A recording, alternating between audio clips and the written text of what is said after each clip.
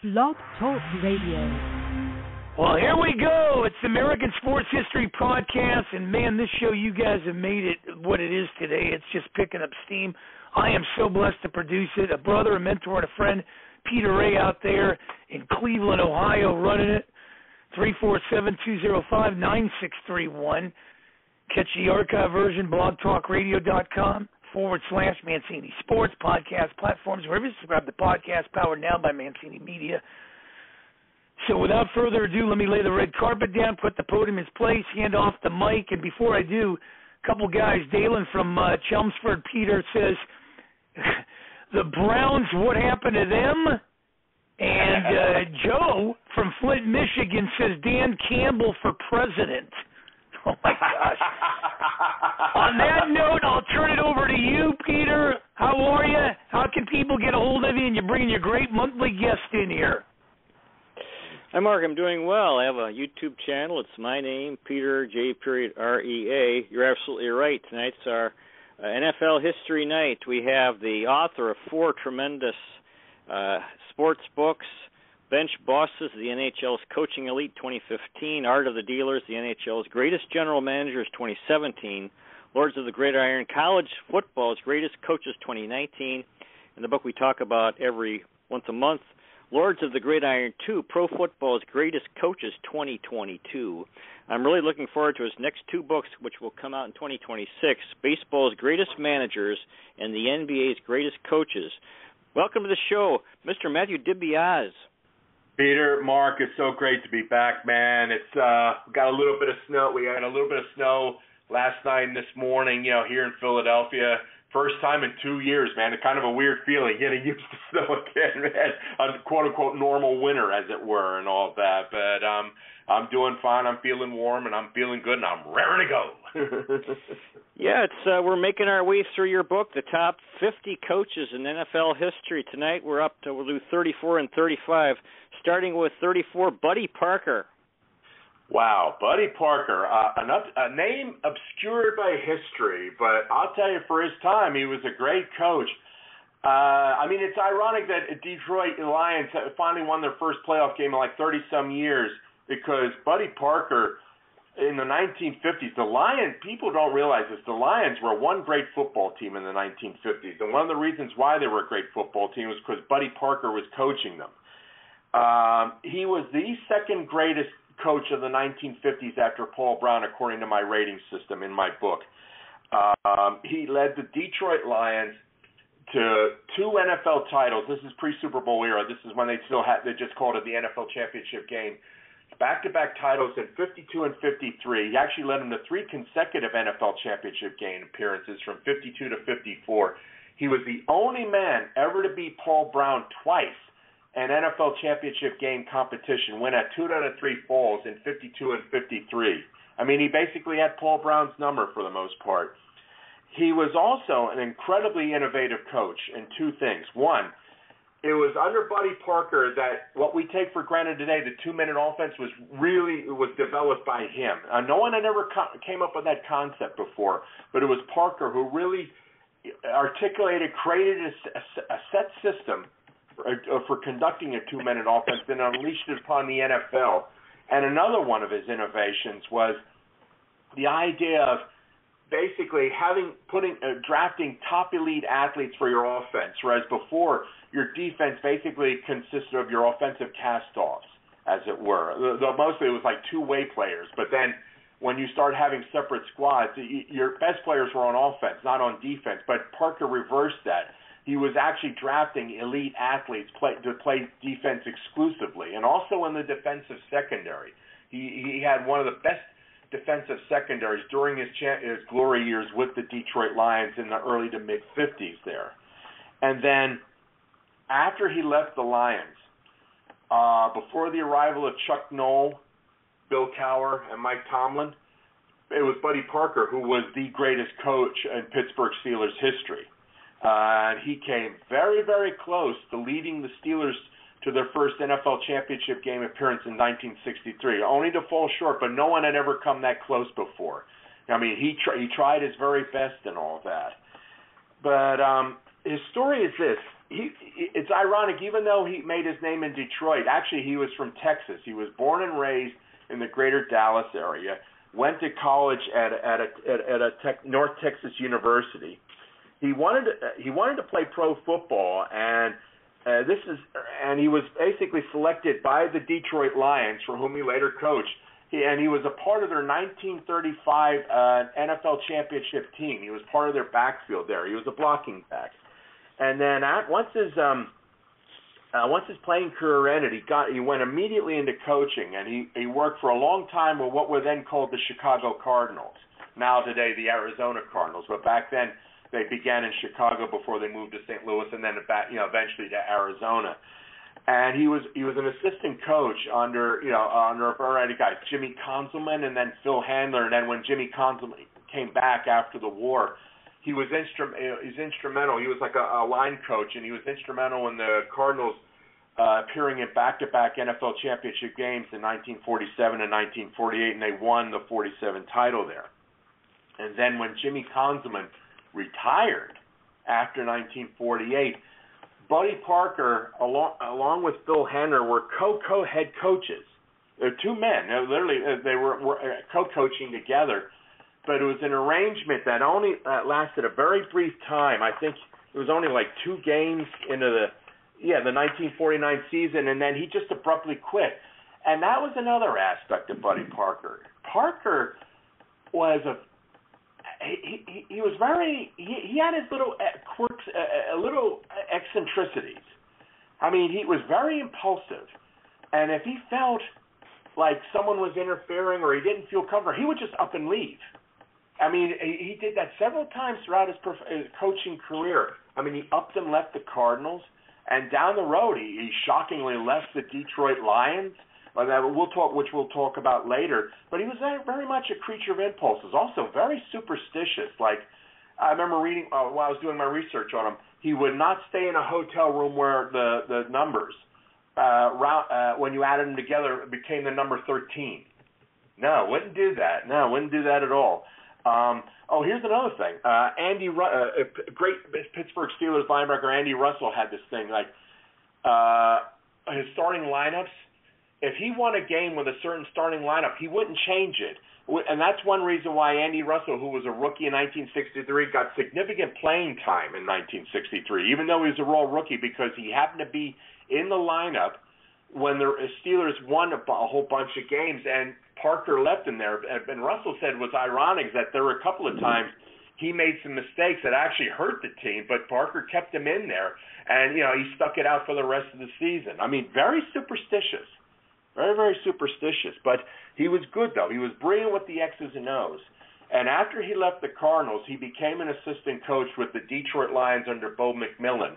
And the Lions had a very good, talented team. I mean, they had players. They had Bobby Lane. They had Doak Walker, Cloyce Box, Jim Doran, Lou Creekmore, Harley Sewell. I mean, these were great players, right?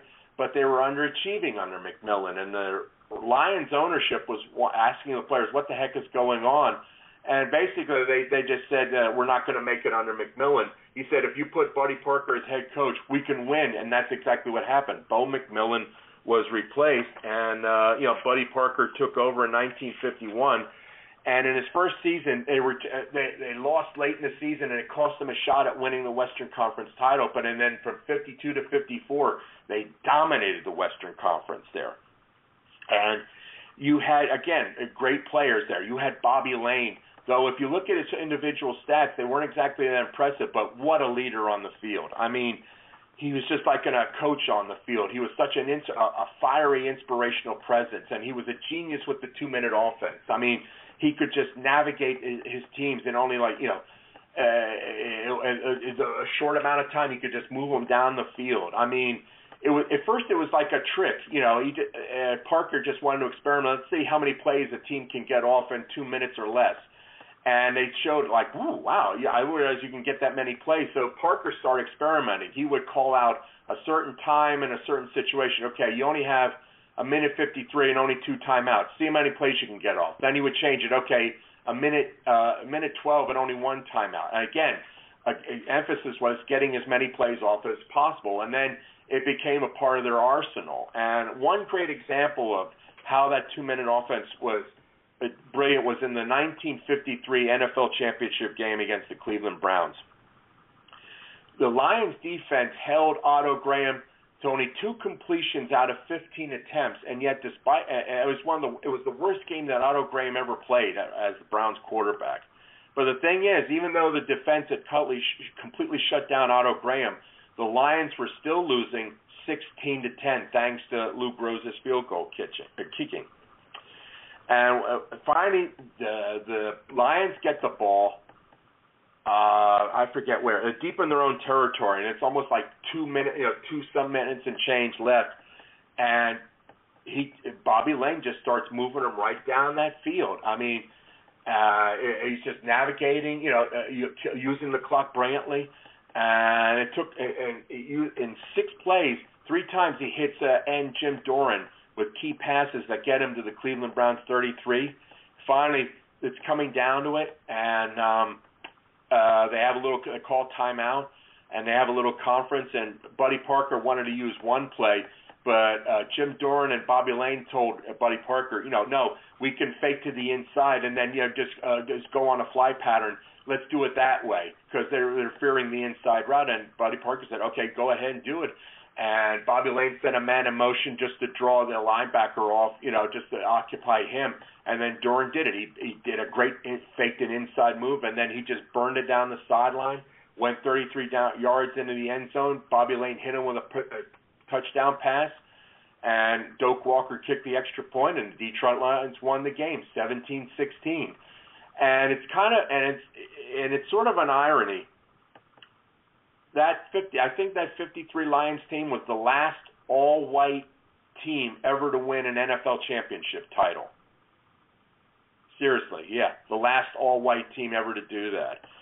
And it's kind of a mystery why Buddy Parker isn't in the Pro Football Hall of Fame, because this pre-Super Bowl era coaches, those coaches who won at least 2 or more titles, they all got inducted in the Pro Football Hall of Fame, but Buddy Parker still isn't inducted. And the question is why, and I think one reason why is that Parker was not really friendly towards African-American football players. I mean, when he took over the Lions in 51, there were like 2 or 3 of them, but as time passed, he got rid of all of them. And by 53, the Lions were an all-white team, which is kind of ironic because, Detroit, Michigan has a very substantial and thriving, African-American community. But no, this Lions team was all white. And then later on, when he went to Pittsburgh, again, he really did not get along well with the African-American players. I mean, Dan Rooney talked about it. He said a couple of times he had to put out some fires because Parker would kind of get into his cups and make some insensitive remarks, and just it led to consternation. So one wonders if that's one key reason why Parker just hasn't been inducted into the Hall of Fame. That could be a reason for it. That's one possible suggestion. But but the thing was, he was a great coach. And then after 53, they won the title. They were in the NFL championship game in 54, but they were totally blown out by Cleveland. They lost 56-10. And then in 55 and 56, the Lions fell short. First the Rams beat them out, and then the Bears beat them out in 56. And by this time, the Lions had brand new ownership, but it was like this big committee. And it's like the old story, too many cooks spoiling the pot. And these new owners were kind of interfering with Parker, and it was like a burr in his saddle. And then finally in the 57 preseason, at a booster meeting, he gets up and he just says, "I'm leaving this team. I can't take it anymore. I can't win with these guys." I mean, it was a shock. I mean, it was absolute shock. And he quit. And right then and there, Art Rooney Sr. seized the opportunity and hired Buddy Parker to take over the Pittsburgh Steelers. And Parker did so. And it's interesting. People talk about George Allen with his over-the-hill gang, trading away youngsters and draft choices for veteran players. Guess what? Buddy Parker did that before. I mean, he did it before George Allen did, because that was part of his rebuilding effort, getting rid of your draft choices and raw rookies and just bringing in veteran players from all over the NFL. He vowed the Steelers were getting the championship game in 5 seasons, but it took 7. The thing is, they didn't make it a championship game, but it's finding the 7th season there in '63. The Steelers made a significant run, and by going into Week 14, the last game of the season, if Pittsburgh had been able to beat the Giants in the last game of the season, they would have won the Eastern Conference title and played in the '63 NFL championship game against the Bears on percentage points, because back then they didn't count ties like they do now. Like tie now is like half a win and half a loss. Back then ties didn't count.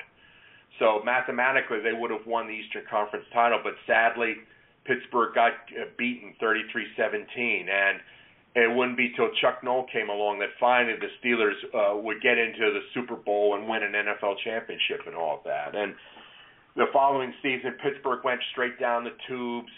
Buddy Parker was drinking, and then when he wanted to make a controversial trade, Dan Rooney, Steelers president Dan Rooney, stopped him, and in a rage, Buddy Parker quit right then and there and never coached in the NFL ever again. Yeah, this is a good guy to talk. I mean, I don't think I'd ever heard of Buddy Parker, and it's glad to hear about him. And like you said, he deserves some attention because for his accomplishments, beating Paul Brown a couple times. You mentioned that of the 22 Lions in the Hall of Fame, 7 were involved with him. Yeah, and definitely. Yeah. This is good Detroit Lions history, and here they're in the playoffs. And by the way, I'm rooting for the Lions and Bills to go to the Super Bowl.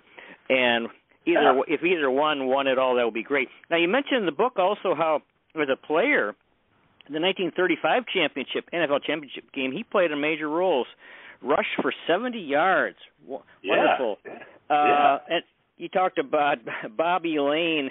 Bobby Lane's his conviviality, camaraderie, and how he may have not been the prettiest quarterback in the NFL in terms of aesthetic style, but he was a natural-born winner and brilliant in stealing victory from the jaws of defeat. So that's good. We're getting into Bobby Lane. He deserves some attention, too. What a character long before our time.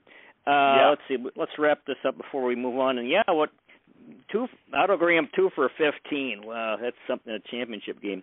So this is really good history. Now let's move on to 35, Mike Shanahan. Wow, Mike Shanahan. Great.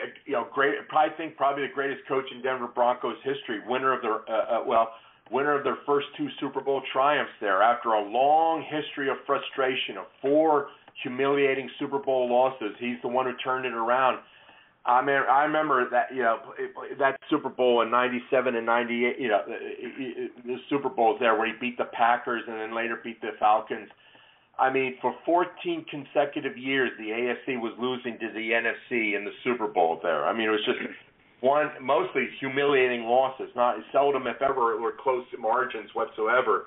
And yet Shanahan, thanks to Terrell Davis and John Elway in the twilight of his career, finally they put it all together. I mean, he was a great coach, a great offensive coach there. Was born in Oak Park, Illinois, which is a Chicago suburb there, and he was a record-setting quarterback for his high school football team. But I think he never got to play in a major university. He was playing in Eastern Illinois, and the thing is, he almost got killed in a game there. He got speared. He was running, got tackled so hard. After the game, he was urinating blood, but he didn't think much of it. And then all of a sudden, he just kind of collapsed, and he was taken to the hospital. And what happened is that he had a punctured kidney? Yeah, by the hit. He almost died. In fact, they had a priest there administer the last rites, but somehow he pulled through. But they told Mike Shanahan, "You can never play football again." But what happened was that instead of playing football, he built his body up playing other sports and all that. But he took up coaching immediately, and he became a very brilliant offensive coordinator. First, he worked as an assistant under Barry Switzer in Oklahoma during those glory years from the 70s and all that. Then he did 2 seasons as a running backs coach at Northern Arizona. Then he finally got his first offensive coordinator job at the University of Minnesota, and then he went to Florida. And he really was instrumental in reviving the Florida Gators football program from 80 to 83 there. He worked under Charlie Pell. I mean, the Gators were like 0-10-1 in 79, but then the next four seasons they went 32-15-1 and led them to 4 minor bowl game appearances and 2 bowl game wins. And that's when the NFL started noticing this guy. I mean, this guy is like an offensive wizard here. Let's see what he can do in the pros. And it was Dan Reeves who tapped him because Reeves, he had been coached for a while. I mean, he needed someone to revive the Broncos offense because they weren't really doing that well. And Craig Morton was getting old. And finally, in '83, they draft this stud quarterback named John Elway.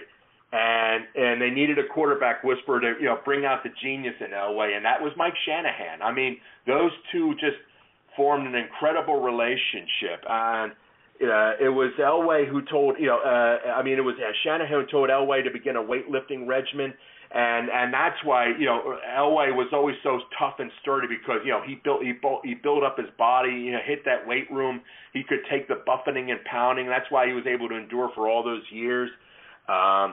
He livened up the Broncos offense, and that kind of led him in conflict with Dan Reeves. The sad part about it was that it was like an unholy relationship between Dan Reeves, Shanahan, and Elway because Reeves was very conservative-minded because he came out of Dallas and he was still trying to use that multiple offense like Landry was using, but it was just too conservative, and Shanahan wanted to liven things up, and so did Elway. I mean, Shanahan wanted to use Elway's enormous throwing skills and really stretch it out, go deep, be more daring and all that. And Reeves and Elway never really got along, and basically what happened is that Shanahan became the man in the middle. He was trying to satisfy both men, both Reeves and Elway, and it's very difficult there. And it was always an uneasy relationship, and sometimes Elway would say something to spoil the pot, and more often than not, it was Reeves who was spoiling the pot. And then you had a brand new owner, Pat Bolin, who took over the team. And Bolin he was having this strange relationship. Like he would invite Elway and Shannon over for wine drinking, at the Bolin home there with his wife and all that. But he would never invite Reeves. So it was like a weird little thing, little. I don't know if you call it Machiavellian, but it was like a lot of back channel relationships there. Like the left hand not knowing what the right hand's doing, the left foot not knowing what the right foot is doing.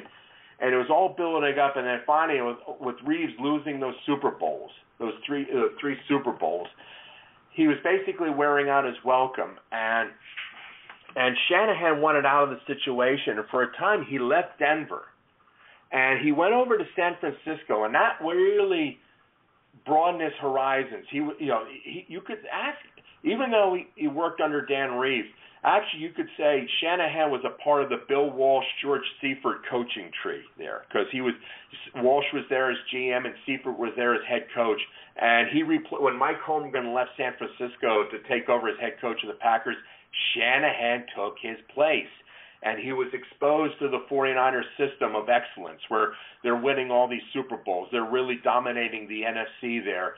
It's not just enough to win. You have to make sure you're executing their plays and patterns perfectly. In other words, you're doing things the right way there. And he was being exposed to this. And when it came time for him to return back to Denver, he brought that mindset with him. In other words, it's not enough that you got yardage on the play. Did you really execute your patterns perfectly? And he was more demanding now. Even his relationship with Elway changed because now as head coach, he can no longer be Elway's buddy. So what he had Ted Kubiak do what Shanahan did before when he was an offensive coordinator, be the good guy, be the quarterback whisperer. And that's how Ted Kubiak got his start. And later he became head coach at Denver and helped them win a Super Bowl title. So, and then also he wanted to make sure that Denver was a total package because before, during the late 70s and mid to late 80s when they were losing the Super Bowls, they never had all the pieces. They may have the offense, but they never really had the defense. They never really had a ground game. Now Denver was going to be a complete total package.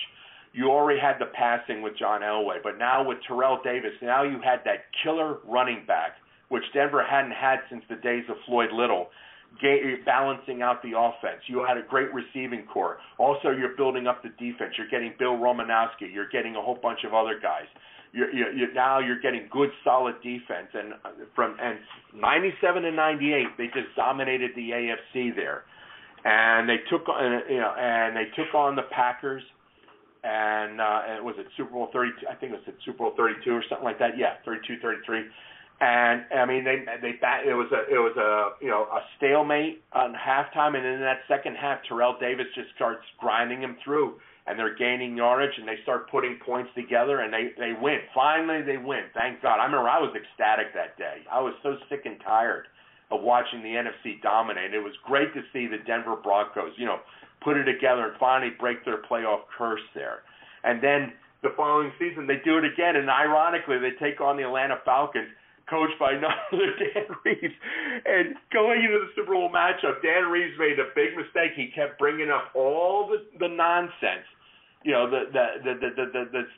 nonsense between him and Shanahan and Elway, all the garbage and all that. And that was a great psychological spur for Elway and Shanahan. And in the game, it was kind of semi-close, and then Elway threw that great big touchdown. It was his last great touchdown pass, and it broke the game wide open, that bomb route. And it worked. And then, again, back-to-back titles. I mean, Mike Shanahan joins that exclusive club of coaches who won consecutive Super Bowls. But then after that Super Bowl triumph, he was never able to reach those heights again.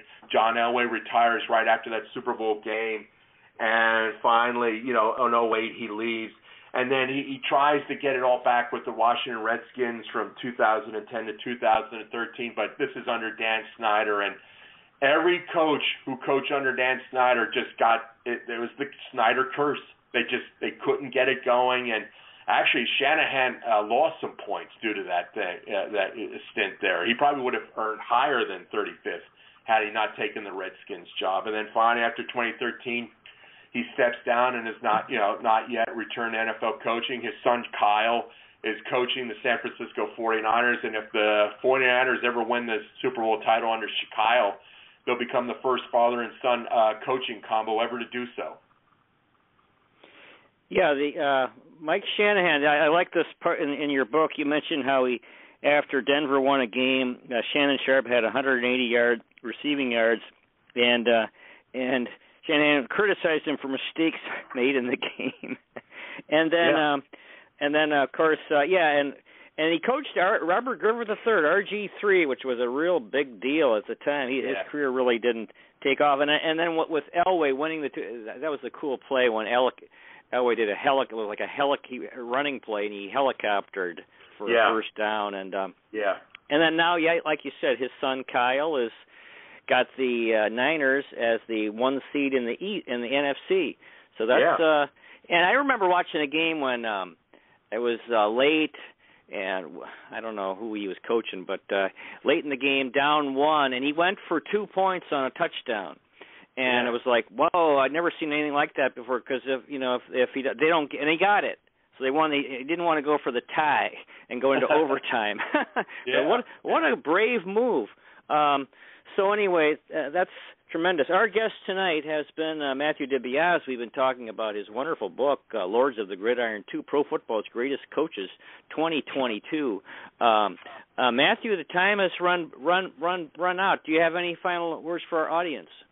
Yeah, my book, Lords of the Gridiron 2, is still on sale at 30% off and will remain on sale at 30% off until after this upcoming Super Bowl is played. So if you want to get it at 30% off, go out and get it. It's on Amazon. Just type in Lords of the Gridiron 2, Pro Football's Greatest Coaches, or my name, Matthew DiBiase, DiBiase, and there it is. So go out and get it, folks. Thanks so much for a wonderful another show on NFL history, Matthew. It's just, I always enjoy it, and here, this is great for Detroit Lions fans especially, and Denver Broncos fans. So thanks so much for coming on. Wonderful show again tonight. Take care, Peter. Stay warm, man. Okay, very good. We're going to have 4 weeks from tonight. We'll have Matthew DiBiase back February 13th. We'll talk about Jimmy Conzelman, who coached from 1921 to 1948, won NFL titles with the Providence Steamroller and Chicago Cardinals. And Sean McVay, who's been the LA Rams coach since 2017, won a Super Bowl recently. Next week we're going to have Bill Norris, a tremendous MLB center fielder in the 1970s. In 2 weeks we'll have Jeff Fry, an MLB player from 1992 to 2001. Dear listener, may the road rise to meet you. May the wind be at your back. May the sun shine warm upon your face and rains fall soft upon your fields. And until we meet again, may God hold you in the palm of his hand. Good night, everybody. Thanks again so much, Mr. Matthew DiBiase. Take care, Peter. God bless you all. God bless you. Okay.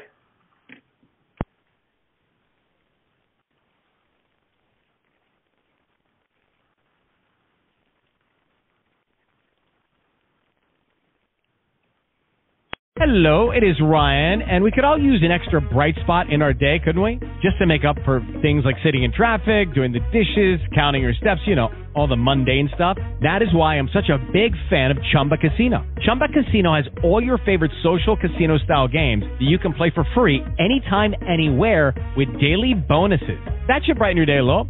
Actually, a lot. So sign up now at ChumbaCasino.com. That's ChumbaCasino.com. No purchase necessary. VGW Group. Void where prohibited by law. See terms and conditions. 18+.